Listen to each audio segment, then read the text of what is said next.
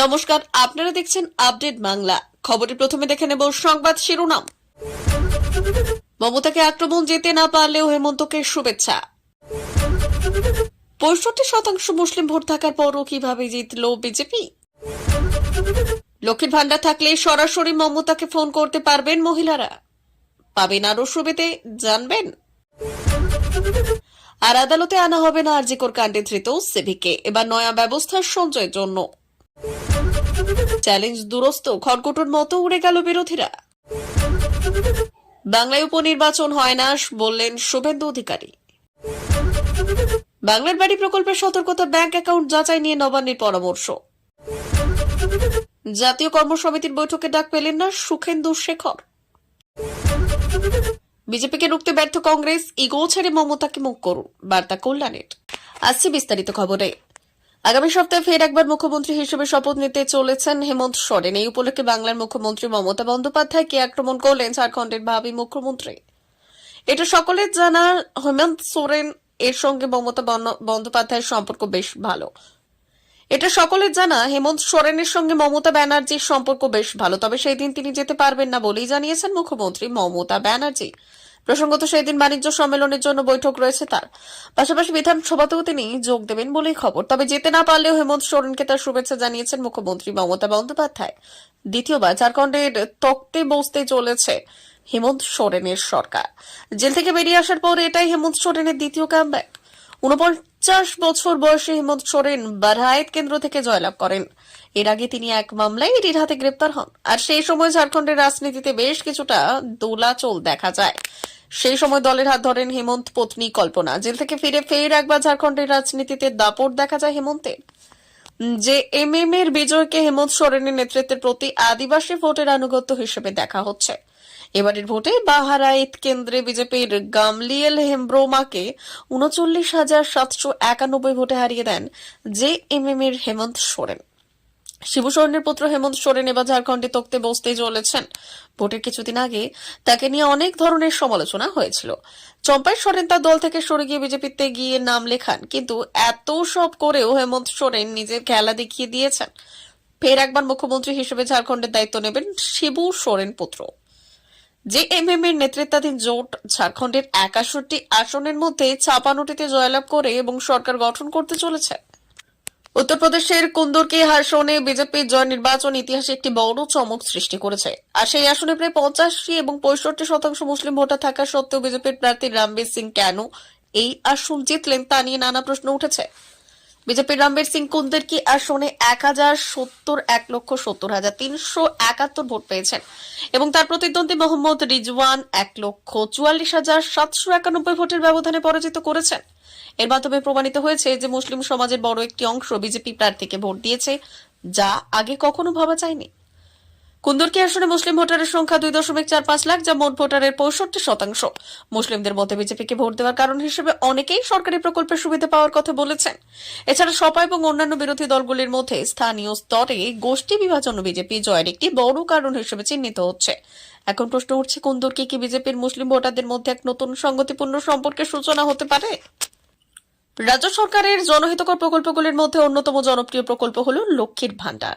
আর এই প্রকল্পের আওতায় মাসে মাসে লক্ষ্মী এসে পৌঁছয় রাজ্যের মা বোনেদের ঘরে। কিন্তু জানেন কি, এই প্রকল্প থাকলেই মিলবে দারুণ সুবিধে। লক্ষ্মীর ভান্ডার প্রকল্প রাজ্যের মহিলাদের আর্থিক সুরক্ষা এবং আত্মবিশ্বাস বৃদ্ধিতে সাহায্য করছে।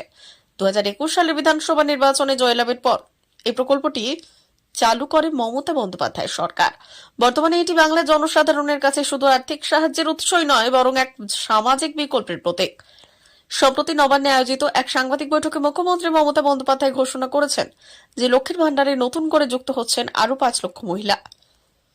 ডিসেম্বর মাস থেকে নতুন উপভোক্তাদের ব্যাংক অ্যাকাউন্টে ভাতার টাকা জমা পড়া যাবে এবং ডিসেম্বর মাস থেকেই নতুন উপভোক্তাদের ব্যাংক অ্যাকাউন্টে ভাতার টাকা জমা পড়া শুরু হবে। ফলে এখন এই প্রকল্পের আওতায় উপকৃত মহিলার সংখ্যা বেড়ে দাঁড়াবে 2,21,00,000। মুখ্যমন্ত্রী জানান, এই নতুন উপভোক্তাদের সংযোজনের ফলে রাজ্য সরকারের খরচ বৃদ্ধি পেয়ে দাঁড়াবে 665,20,00,000 টাকা।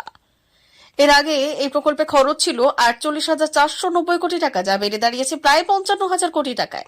প্রতি মাসে এই প্রকল্পগুলির জন্য একটা নির্দিষ্ট পরিমাণ টাকা পান গ্রাহকরা। তবে এবার রাজ্য সরকার নয়া নিয়ম করছে।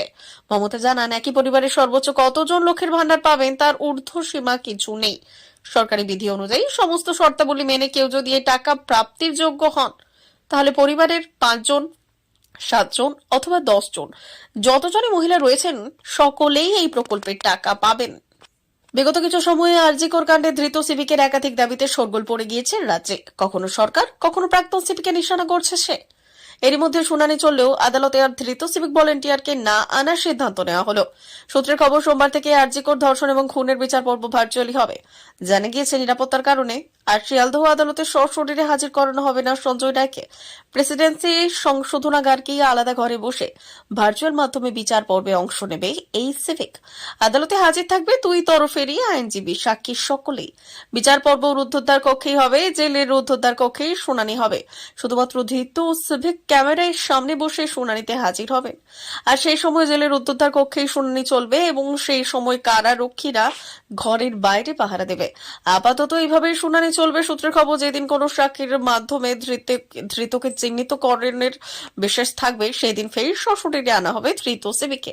প্রসঙ্গত, বিগত কিছু সময় সরকার, পুলিশ কর্তা সহ একাধিক জনের বিরুদ্ধে বিস্ফোরক অভিযোগ তুলে সরব হয়েছে আরজিকরের মূল অভিযুক্ত সঞ্জয় রায়। অস্বস্তি বেড়েছে রাজ্য সরকারের। কিছুদিন আগে ঘটনা যে শিয়ালদহ কোর্ট থেকে প্রিজন ভ্যানে করে নিয়ে যাওয়ার সময় হঠাৎই চিৎকার করে সঞ্জয় বলেছিলেন, আমাকে ভাসানো হয়েছে, ডিপার্টমেন্ট সরকার সব জানে। রীতিমতো বিস্ফোরণ ঘটিয়ে সঞ্জয় বলেছিলেন, এতদিন চুপচাপ ছিলাম, এতদিন কোনো কথা বলিনি, আমি রেপ বা খুন করিনি, আমাকে বলতে দেওয়া হয়নি, সেখানেও আমাকে নিচে নামিয়ে দিল, সরকারই আমায় ফাঁসাচ্ছে, আমাকে সব জায়গায় ভয় দেখাচ্ছে যে না তুমি কিছু বলবে না, আমাদের ডিপার্টমেন্ট আমাকে ভয় দেখিয়ে এসব করেছে। উন্নয়ন অস্ত্র এবং তৃণমূল কংগ্রেসের সাংগঠনিক ক্ষমতার উপর নির্ভর করে প্রত্যাশিত জয় পেল রাজ্যের শাসক দল। বিরোধীরা যখন আরজিকরের ঘটনা এবং দুর্নীতিকে সামনে রেখে সুর চড়াচ্ছিলেন, ঠিক সেই সময় বিধানসভা কেন্দ্রগুলিতে সমীক্ষক সংস্থার প্রতিনিধিদের পাঠিয়ে জনমত যাচাইয়ের কাজটা করা হচ্ছিল তৃণমূল কংগ্রেসের তরফে। সমীক্ষক সংস্থার রিপোর্টের উপর নির্ভর করে প্রার্থী বাছাই এবং রণকৌশল গ্রহণ করা হয়েছিল সুনিপুণভাবে। আরজিকরের ঘটনায় অস্বস্তি বেড়েছিল রাজ্যের শাসক দলের, আর তা সত্ত্বেও ঠান্ডা মাথায় পরিস্থিতি মোকাবিলা করা হয়েছিল তৃণমূল কংগ্রেসের তরফে। রাজ্যের নেতা মন্ত্রী থেকে শুরু করে দলের সর্বস্তরের নেতাদের সংবাদ মাধ্যমের সামনে প্রতিক্রিয়া দেওয়ার ব্যাপারেও সতর্ক করে দেওয়া হয়েছিল। শাসক দল হিসেবে তৃণমূল চেয়েছিল যে বিধানসভা উপনির্বাচনে ফলাফলের মাধ্যমে বিরোধীদের কুৎসার জবাব দিতে।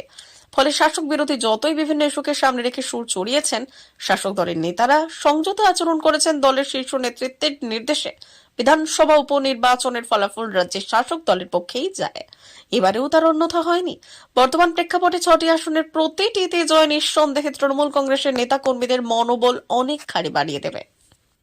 বাংলায় উপনির্বাচন হয় না। শনিবার ডেবরায় বিজেপির ঘাটাল সাংগঠনিক জেলা কার্যালয়ে সদস্যতা অভিযানে যোগ দেওয়ার পর সাংবাদিকদের মুখোমুখি হয়ে এই কথাই বললেন রাজ্যের বিরোধী দলনেতা শুভেন্দু অধিকারী। তিনি বললেন, ধূপগুড়িতে উপনির্বাচনে আমাদের জোর করে 4,000 ভোটে হারিয়ে দেওয়া হয়েছিল। লোকসভা নির্বাচনে আমাদের প্রার্থী জয়ন্ত কুমার রায় ওই কেন্দ্রে 20,000 ভোটে জিতেছেন। সাধারণ নির্বাচন হলে মাদারিহাটে বিজেপির প্রার্থী 40,000 ভোটে জিতবে। আর এই জয় নিয়ে টক শোয়ে আপনারা আলোচনা করতে পারবেন, কিন্তু উপনির্বাচনে বাংলায় কোনো ভোটই হয় না। এদিন শুভেন্দু অধিকারী বললেন, মেদিনীপুরে নির্বাচনের আগের দিন বিজেপির কোনো এজেন্টকে থাকতে দেওয়া হয়নি। বিশেষত শালবনী এবং চাদরা অঞ্চলে নির্বাচন 26-এ হবে এবং মহারাষ্ট্রের মতোই নির্বাচন হবে। আমি বিরোধী দলনেতা হয়ে একথা জোরের সঙ্গে বলতে পারি। তিনি বললেন, সংগঠনের আভ্যন্তরীণ বিষয়ে নাকি আমি নাক গলাই না এবং যুক্তও থাকি না। আমি শুধু একটা কথাই আমার উপলব্ধির মধ্যে দিয়ে বলতে পারি, আমি সিপিএম এর বিরুদ্ধে লড়াই করেছি, গণ আন্দোলন করেছি। অনেক গণ আন্দোলন শাসক দলের নেতৃত্বে 11 সালে হয়েছে, তাতে প্রত্যক্ষভাবে যুক্ত থেকে কেস খেয়েছি। তাতে দুটো বিষয় আমার উপলব্ধির মধ্যে এসেছে, নির্বাচনমুখী সংগঠন এবং আন্দোলনমুখী দল বা মোর্চা। এটা আমাদের করা উচিত। আমাদের হাতে মাত্র 1 বছর সময় আছে। ভোটাররা প্রস্তুত আছে, প্রত্যেকেই 26-এর জন্য অপেক্ষায়। এই 6টা আসন নিয়ে কেউ ভাবেনি। কেন্দ্রীয় সরকারের বিমাতৃসুলভ আচরণের কারণে দীর্ঘদিন ধরে বাংলার প্রান্তিক মানুষরা বাংলার বাড়ি প্রকল্পের আওতায় পাকা বাড়ির টাকা পেতে বঞ্চিত ছিলেন। তবে মমতা বন্দ্যোপাধ্যায়ের নেতৃত্বে রাজ্য সরকার নিজেদের কোষাগার থেকে সেই টাকা সরবরাহ করার সিদ্ধান্ত নিয়েছে। এখন প্রাপকদের ব্যাংক অ্যাকাউন্টে কোনো সমস্যা যাতে না হয়, তার জন্য অন্য কোনো অ্যাকাউন্টে চলে না যায় তা নিশ্চিত করতে চূড়ান্ত সতর্কতা অবলম্বন করছে নবান্ন। আগামী 15 ডিসেম্বর থেকে রাজ্য সরকার বাংলার বাড়ি প্রকল্পের উপভোগীদের অ্যাকাউন্টে টাকা পাঠানো শুরু করবে। আর তার আগে জেলা প্রশাসনগুলোকে প্রাপকদের ব্যাংক অ্যাকাউন্ট তথ্য যাচাইয়ের নির্দেশ দেওয়া হয়েছে। নির্দেশনায় বলা হয়েছে, প্রাপকদের ব্যাংক অ্যাকাউন্টে তথ্যের সঙ্গে তালিকাভুক্ত নামের কোনো অমিল নেই কিনা তা যাচাই করতে হবে। অমিল থাকলে টাকা ছাড়া চূড়ান্ত ডেটাবেস তৈরির আগেও তা সংশোধন করতে হবে।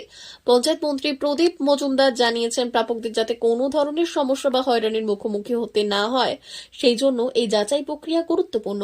শুক্রবার পঞ্চায়েত দপ্তর জেলা প্রশাসনের কাছে একটি নির্দেশিকা পাঠিয়েছে, যাতে ব্যাংক অ্যাকাউন্ট যাচাইয়ের পাশাপাশি ডেটা এন্ট্রির ক্ষেত্রেও সতর্কতা অবলম্বন করতে বলা হয়েছে।